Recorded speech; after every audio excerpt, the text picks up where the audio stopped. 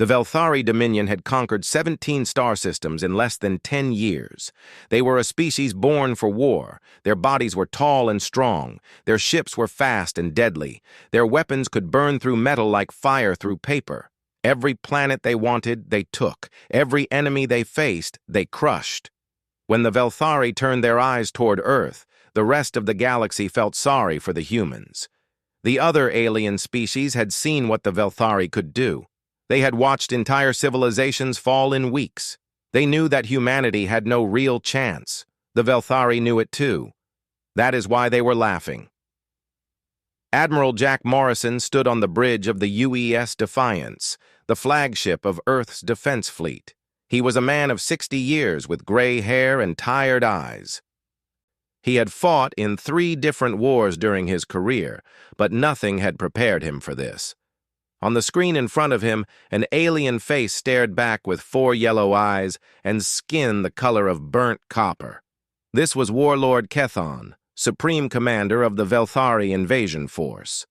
He had sent a message to all human ships, and Morrison had been watching it for the 3rd time.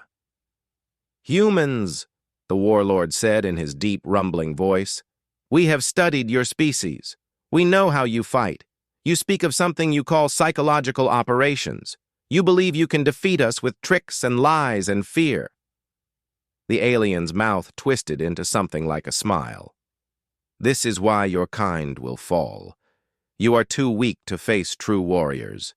You hide behind words because you cannot face our blades." Kethon leaned closer to the camera. "I want you to understand something. My soldiers are not afraid. They cannot be made afraid. They are bred from birth to feel no fear, no doubt, no hesitation. Your mind games will not work on us. We will crush your little world, and we will enjoy doing it." The message ended. The screen went dark. Morrison let out a long breath. 300 Velthari warships were coming toward Earth. He had 47 ships to stop them. The math was simple and terrible. "Admiral," a voice said behind him. He turned to see Lieutenant Commander Kate Sullivan standing at attention. She was young for her rank, maybe 35 years old, with short brown hair and sharp green eyes. She led the newly formed Psychological Warfare Division, a unit that many in the military thought was a waste of resources. "You saw the message," Morrison said. It was not a question. "I did, sir." Kate's expression did not change. "Permission to speak freely?" "Go ahead." Kate walked forward until she stood beside him, looking at the empty screen. "The warlord thinks he understands us. He thinks psychological warfare means we will try to scare his soldiers with ghost stories and empty threats. He believes his people are immune to fear because they have been trained to ignore it." "And they are not immune?" Morrison asked. "No species is immune to fear, sir. Fear is not a weakness. It is a survival instinct built into every living thing. The Velthari have not removed fear from their soldiers. They have only taught them to hide it, to push it down, to pretend it does not exist." Kate turned to face him. "That makes them more vulnerable, not less."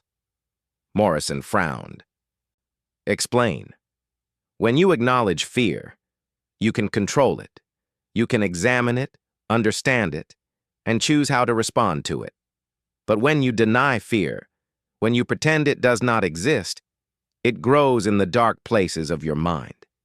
It becomes something you cannot control because you refuse to see it." She pulled out a small tablet and showed him a series of charts and graphs. "We have been studying Velthari psychology for 3 years, sir. We know their society, their history, their culture. They value strength above all things. Their greatest shame is not death in battle. Their greatest shame is appearing weak in front of others. So we do not need to make them afraid of dying. We need to make them afraid of looking weak. We need to make them doubt each other. We need to plant seeds of suspicion and watch them grow." Kate put the tablet away. "Warlord Kethon thinks we will try to frighten his soldiers with loud noises and scary images. He has no idea what psychological warfare really means." Morrison studied her face for a long moment. He had not wanted this assignment. When the Admiralty told him he would be working with the Psychological Warfare Division, he had almost refused. He was a traditional military man. He believed in ships and weapons and honest combat. But traditional methods would not win this war. 47 ships could not defeat 300 through firepower alone. "What do you need?" he asked finally. Kate allowed herself a small smile. "I need you to trust me, sir. I need you to follow the plan exactly as we have designed it. Some of it will seem strange. Some of it will seem like madness. But every piece has a purpose. And if it fails, then we die fighting, the same as we would have anyway. But I do not think it will fail." Her eyes were bright with confidence. "Humans have been waging psychological warfare against each other for thousands of years. We have perfected it through countless conflicts. The Velthari have never faced anything like what we are about to do to them." Morrison turned back to the view screen. Somewhere out there, 300 enemy ships were racing toward his world. They carried millions of soldiers who had been told that humans were weak and pathetic. They expected an easy victory. "Let them laugh," Kate said softly, as if reading his thoughts. "Fear is a weapon they have never seen used properly. By the time they understand what is happening, it will be too late." The Admiral nodded slowly. "Begin your operation, Commander. Show me what humans can do." Kate saluted and left the bridge.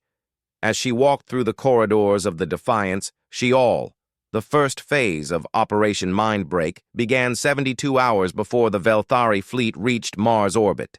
Captain Sam Reyes commanded a small squadron of 5 stealth vessels. His ships were not built for combat. They carried no missiles, no heavy guns, no armor plating. Instead, they carried something far more dangerous. They carried broadcast equipment powerful enough to reach every ship in the enemy fleet. Sam was a quiet man with dark hair and steady hands. He had volunteered for this mission knowing that if the Velthari detected his ships, they would be destroyed in seconds, but he believed in what they were doing. He had read the intelligence reports. He had seen what the Velthari did to conquered worlds. His wife and 2 daughters lived on Earth. He would do anything to protect them. "All ships in position," his communications officer reported. "Awaiting your order, Captain." Sam looked at the tactical display. The Velthari fleet was a massive formation of 300 warships, moving through space like a swarm of angry insects. They had no idea that 5 tiny human vessels were hiding in the darkness nearby. "Begin transmission," Sam said. The broadcasts started as whispers. They were so faint that the Velthari might think they were imagining them. The messages came in the Velthari language, spoken by a voice that had been carefully designed to sound like a Velthari soldier. "Do you remember home?" the whisper asked. "Do you remember the sky above your birth world? Do your families know where you are? Do they know that your commanders are hiding something?" The messages played on a loop, mixed with static and interference to make them seem like accidental transmissions. The Velthari soldiers who heard them would not be sure if the voices were real or just tricks of their tired minds. But the seeds of doubt were planted. Meanwhile, on a space station orbiting Neptune, Lieutenant Diana Cross led a team of 30 specialists. They were linguists, psychologists, cultural analysts, and communications experts. Their job was to create the messages that Sam's ships broadcast. Diana was a small woman with glasses and curly red hair. She looked more like a librarian than a military officer. But her mind was sharp as a knife, and she understood the Velthari better than almost anyone in the human military. "The next set of messages is ready," one of her analysts reported. "Do you want to review them?" Diana nodded and put on her headphones. She listened to the recording carefully. "Your generals have never lost a battle," the voice said.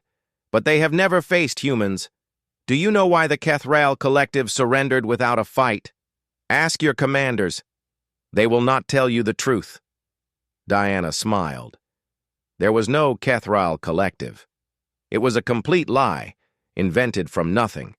But the Velthari soldiers would not know that, and when they asked their commanders about it, the commanders would say they had never heard of such a thing. That was the beautiful part. How do you prove that something did not happen? How do you convince someone that a secret does not exist?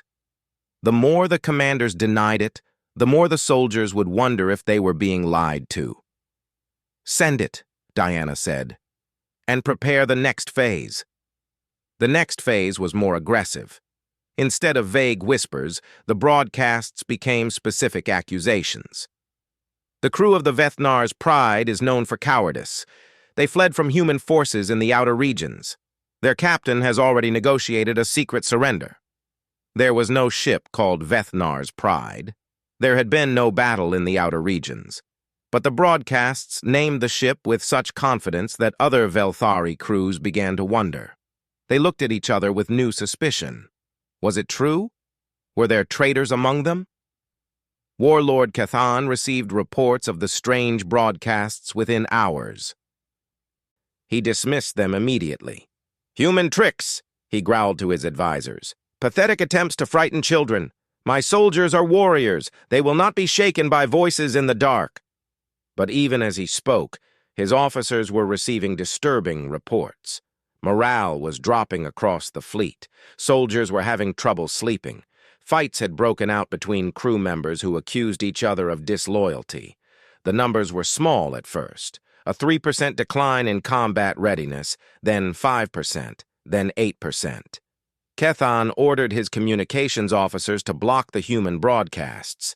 They tried, but the humans kept changing frequencies. Every time the Velthari blocked one channel, the whispers would appear on another. And then the broadcasts changed again. "We know you are listening," the voice said. "We know you are trying to stop us, but you cannot stop what is already happening. Your fleet is full of doubt. Your soldiers no longer trust each other. How many of your ships have already made secret deals with the humans?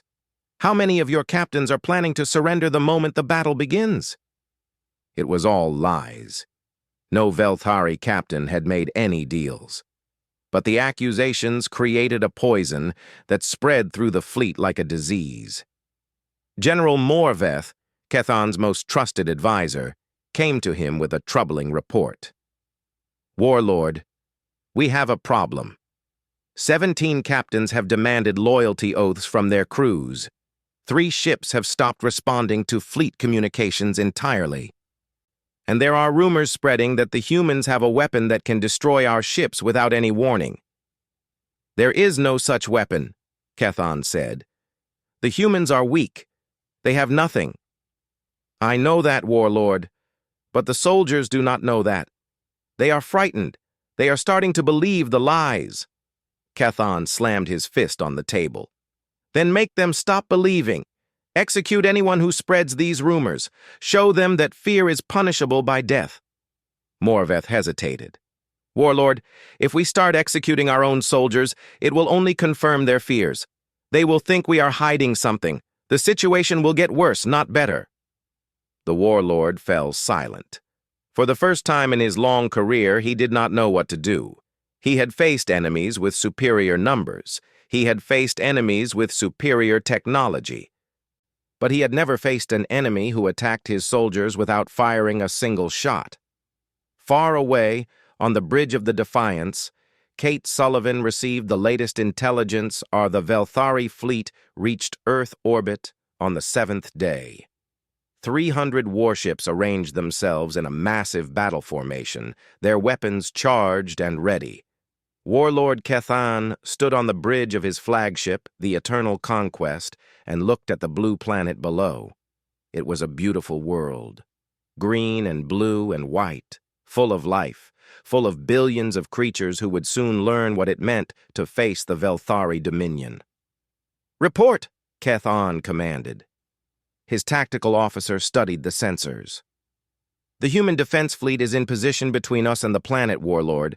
I count 47 vessels, mostly medium-class warships, a few heavy cruisers.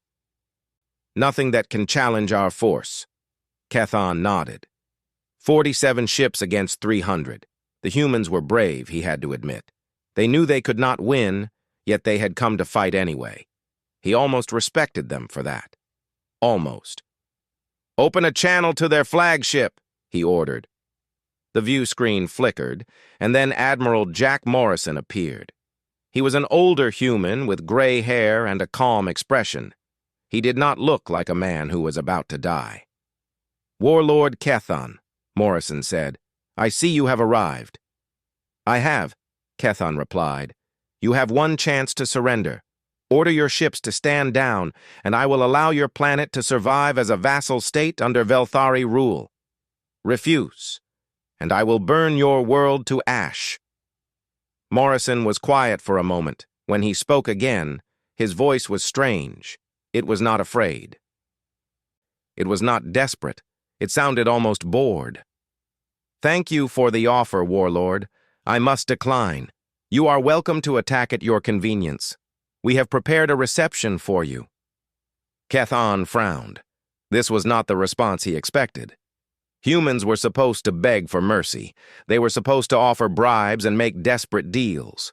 This calm acceptance made no sense. "You know you cannot win," Kethan said.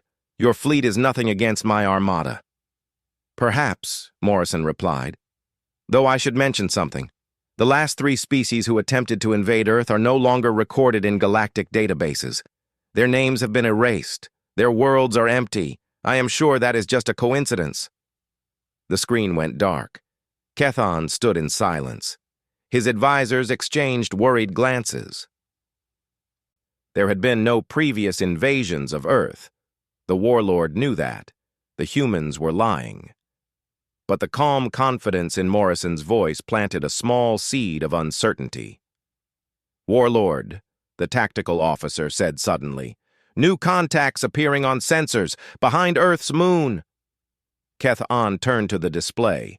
His yellow eyes went wide. Ships were emerging from behind the moon, dozens of them, then hundreds. Within minutes, the sensors showed over 400 new vessels joining the human fleet. "That is impossible," General Morveth breathed. "Where did they come from? Our intelligence said they only had 50 ships at most." Kethan's hands tightened into fists. "It must be a trick, some kind of sensor deception." "The readings are solid, Warlord. Energy signatures, mass detection, electromagnetic output. These ships appear to be real." The balance of power had suddenly shifted. The Velthari still had numbers on their side, but the advantage was much smaller now. A battle against 400 ships would be costly. Many Velthari would die, and the whispers from the past days came back to haunt them. What if the humans really did have secret weapons? What if the stories about destroyed civilizations were true? Far away, on the Defiance, Commander Kate Sullivan watched the Velthari fleet with satisfaction. The Ghost Fleet was working perfectly. Advanced holographic projectors created images of ships that did not exist. Specialized equipment generated fake energy signatures and sensor readings. To the Velthari, the phantom vessels looked completely real. "Their formation is wavering," the tactical officer reported. "They are trying to recalculate attack vectors." "Good," Kate said. "Now we add another layer." She gave an order, and the human ships began broadcasting new signals. These were recordings of Velthari distress calls, captured from previous battles and remixed to sound fresh. Screams of dying soldiers, explosions, captains calling for help that never came. To the Velthari fleet, it sounded like their comrades were already being killed. "What is happening?" one Velthari pilot asked over the communications channel. "Who is dying? Where is the battle?" No one could answer. No battle was taking place.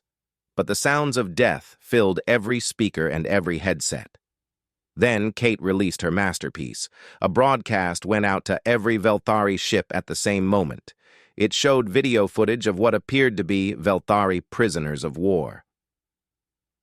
They sat in clean white rooms, wearing simple clothes, speaking directly to the camera. "My name is Torveth," one of them said.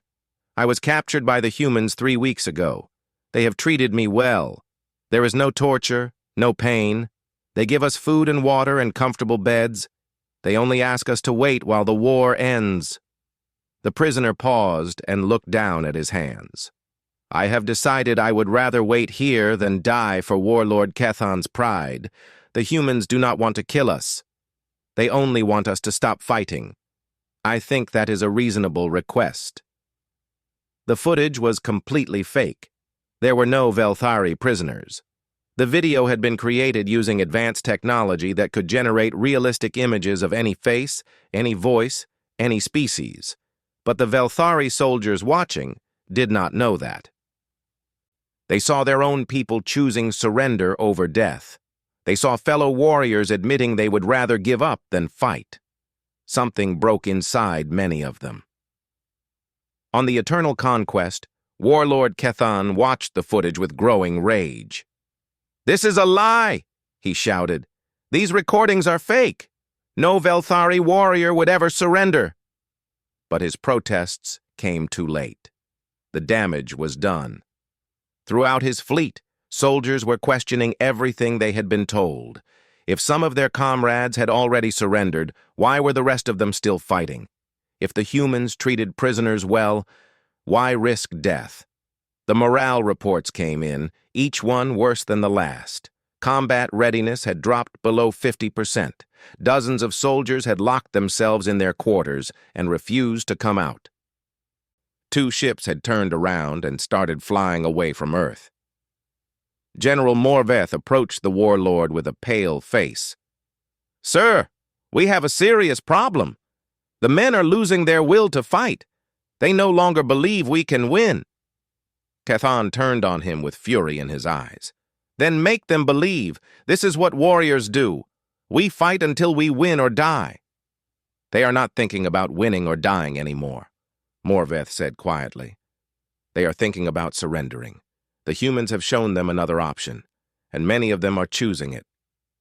The warlord stared at the view screen, at the blue planet that was Warlord Kethan had conquered 30 worlds. He had never retreated from a battle in his entire life.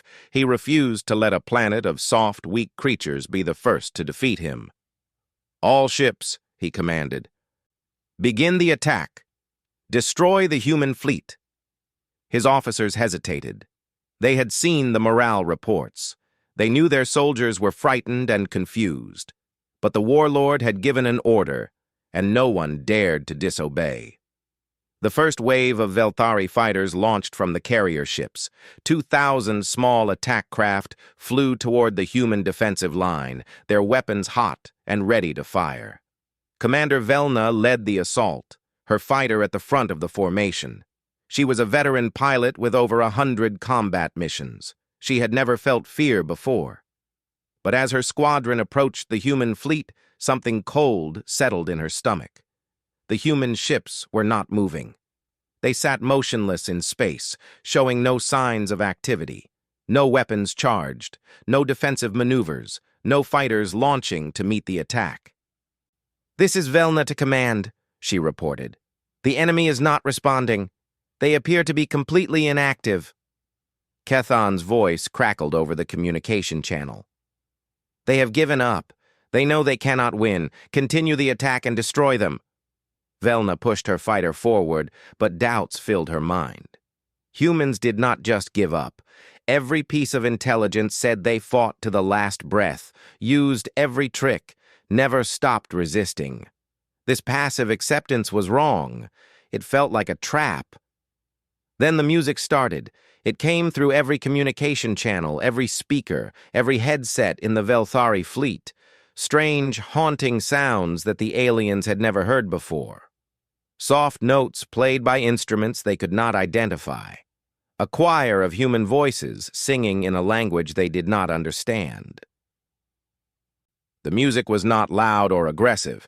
It was gentle, sad, and somehow deeply unsettling.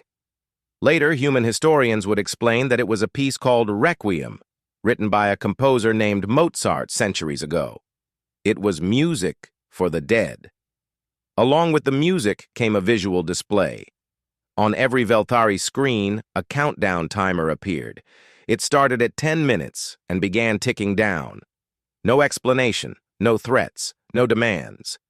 Just a timer counting toward 0. "What is this?" one Veltari pilot shouted over the communications channel. "What happens when it reaches 0? No one answered because no one knew. Velna felt her hands shaking on the controls of her fighter. The music filled her ears, mournful and strange. The countdown continued its steady march towards 0. Around her, other pilots were slowing down, uncertain whether to continue the attack. "This is Warlord Kathan!" the commander's voice boomed. "Ignore the music! Ignore the countdown! These are just more tricks! Continue the assault immediately!" The Velthari fighters resumed their approach. The countdown reached 5 minutes, then 4 minutes, then 3. The human fleet remained silent and motionless. The music played on. 2 minutes, 1 minute, 30 seconds. Velna held her breath.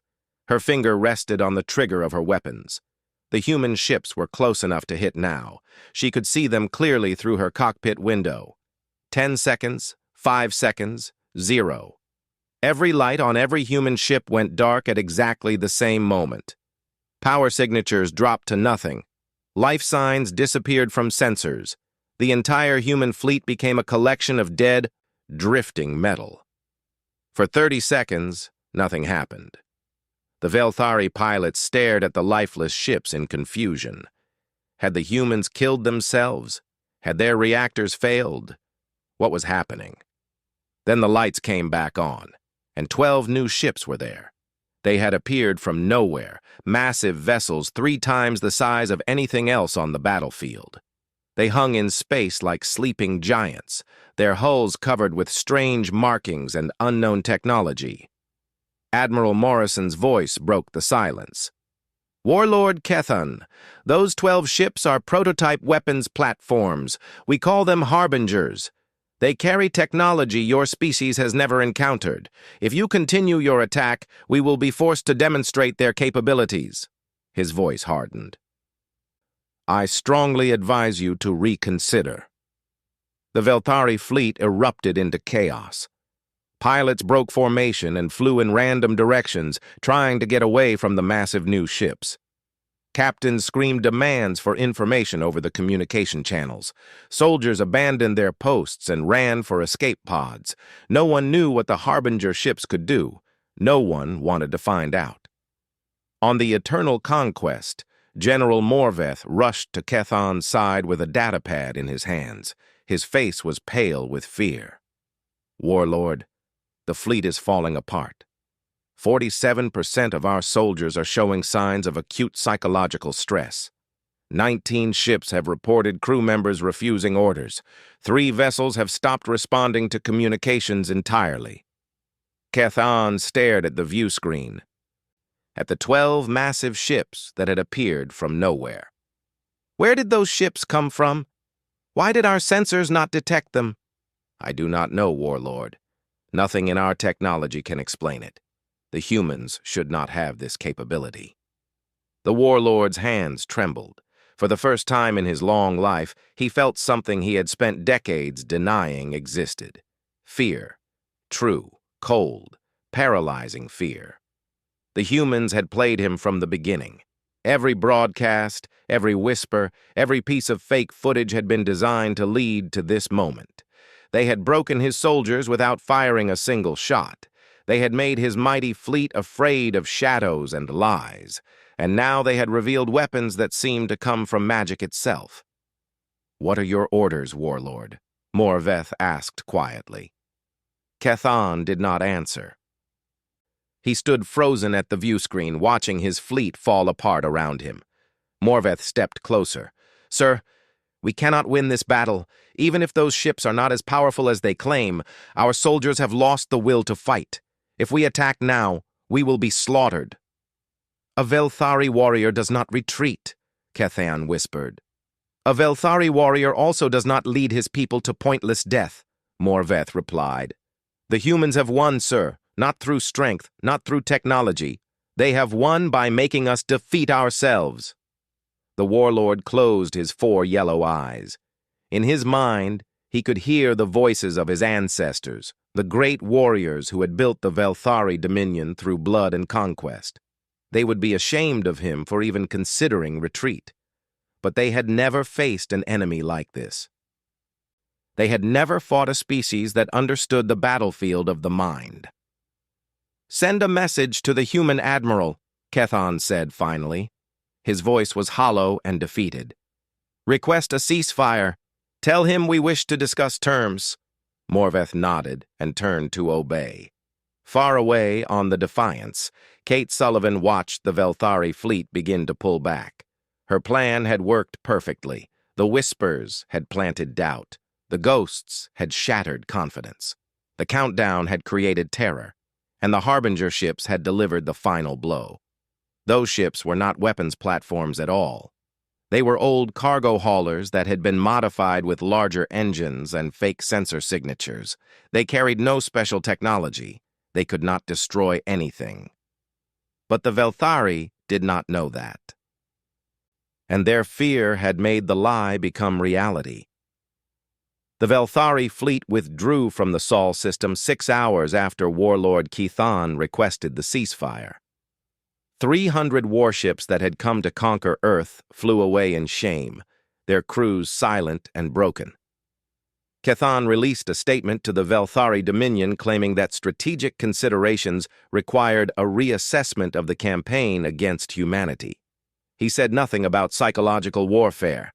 He said nothing about the whispers in the dark, the ghost fleets, or the countdown that had frozen his soldiers with terror. But the truth spread anyway. Throughout the galaxy, word traveled fast. The humans had faced an enemy 6 times their size and won without firing a single weapon. They had broken the will of the most feared military force in known space through tricks, lies, and manipulation. The other alien species paid close attention. 1 week after the battle, Admiral Jack Morrison held a press conference on Earth. Journalists from 17 different species attended. They came from every corner of the galaxy, eager to hear how humanity had achieved the impossible. Morrison stood at a podium in front of a wall of cameras and recording devices. He looked tired but calm, the same expression he had worn throughout the conflict. "I want to explain something," he began. The Velthari believed that warfare was purely about physical strength. They bred better soldiers, built bigger ships, and assumed that would be enough to conquer any enemy. They forgot a simple truth.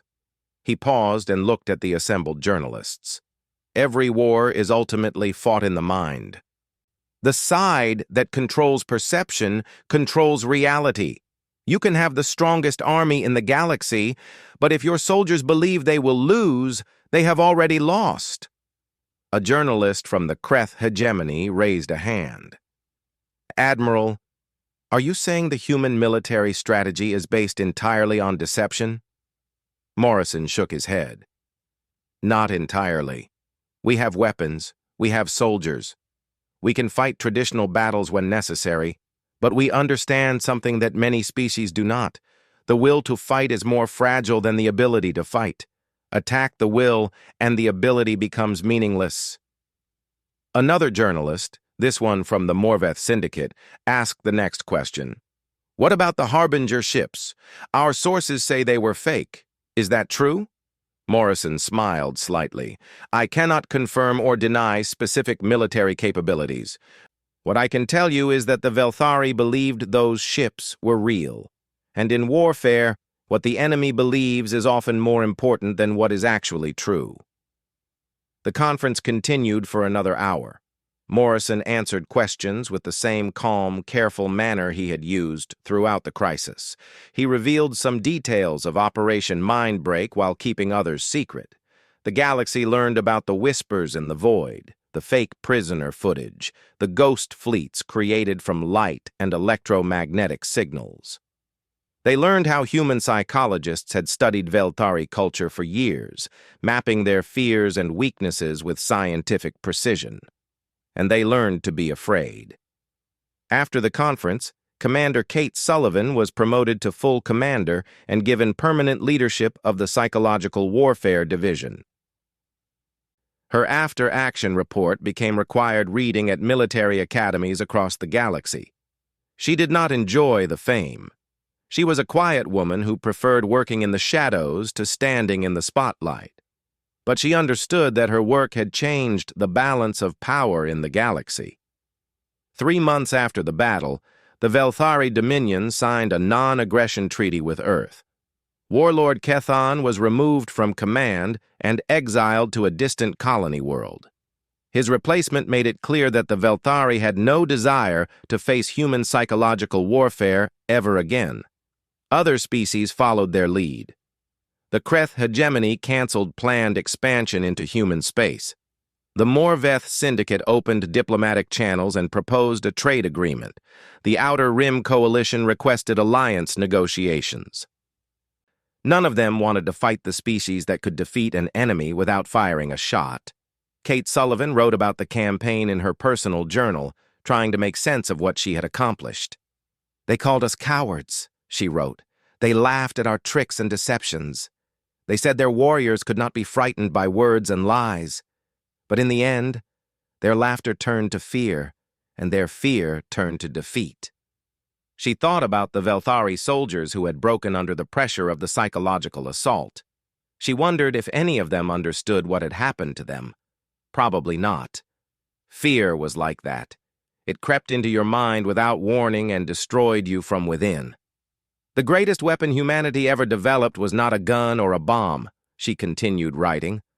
"It was the simple understanding that reality is whatever we can make the enemy believe it is.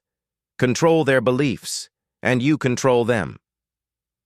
In the years that followed, the Psychological Warfare Division grew into one of the most important branches of the human military.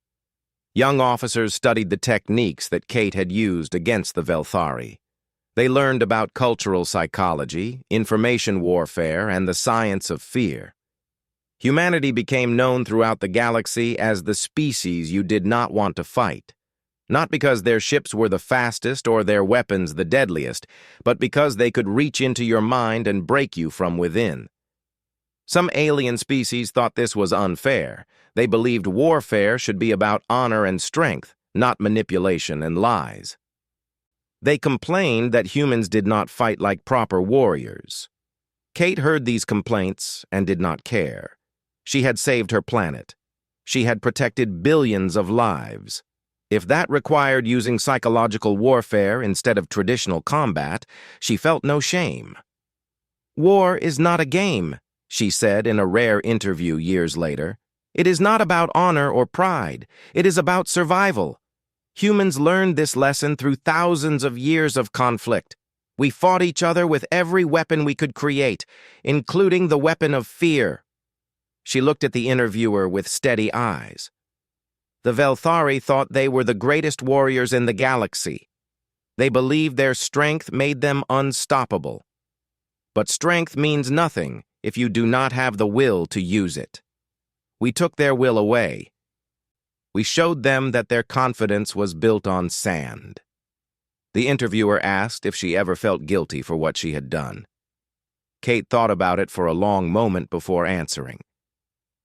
"The Velthari came to destroy my world. They would have killed billions of innocent people without hesitation. I stopped them using the tools I had available. I would do it again without regret." She stood and walked to the window of her office, looking out at the stars. "The galaxy has learned something important about humanity. We are not the strongest species. We are not the most advanced. But we understand the battlefield of the mind better than anyone else. And that understanding makes us very, very dangerous." The interview ended. Kate returned to her work, planning for future conflicts that might never come. The psychological warfare techniques she had developed kept the peace better than any weapon ever could, because every species in the galaxy now knew the truth. If you attacked humanity, you would not just face their ships and soldiers. You would face something far worse. You would face the whispers in the dark. You would face the ghosts that came from nowhere. You would face the countdown that marked the end of everything you believed. And in the end, you would face your own fear, turned against you with surgical precision. The Velthari had mocked human strategy. They had laughed at psychological warfare. They had called humans weak and cowardly. They were not laughing anymore, and the galaxy would never forget the lesson they had learned. The mind was the ultimate battlefield, and humanity had mastered it. Admiral Morrison stood beside her, watching the enemy retreat.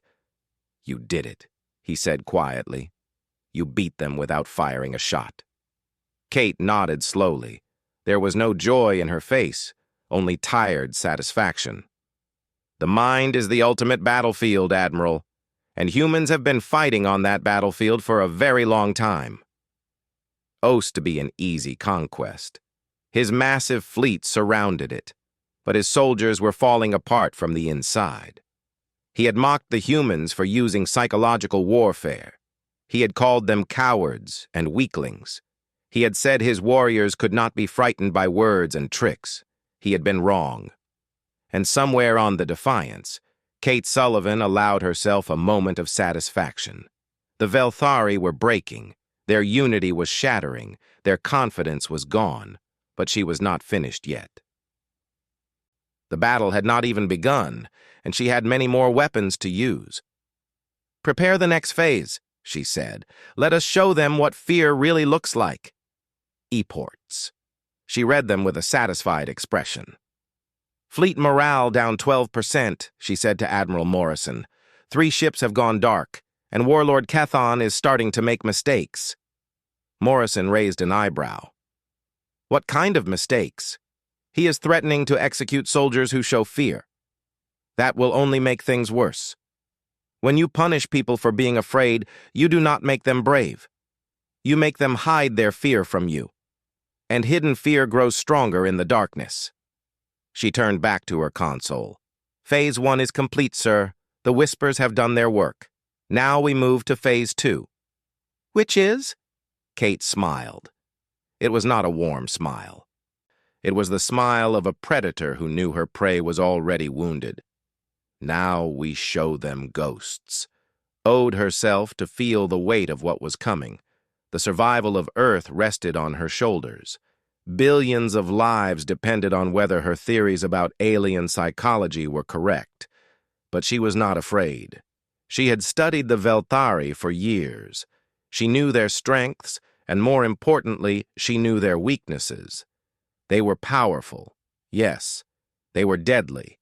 But they had never fought an enemy who understood the battlefield of the mind. 300 ships were coming to destroy humanity. They would arrive in 7 days. And in those 7 days, Kate Sullivan would show the galaxy what psychological warfare really meant. The Velthari thought they could not be broken. They were wrong. Every mind could be broken. You just had to know where to push.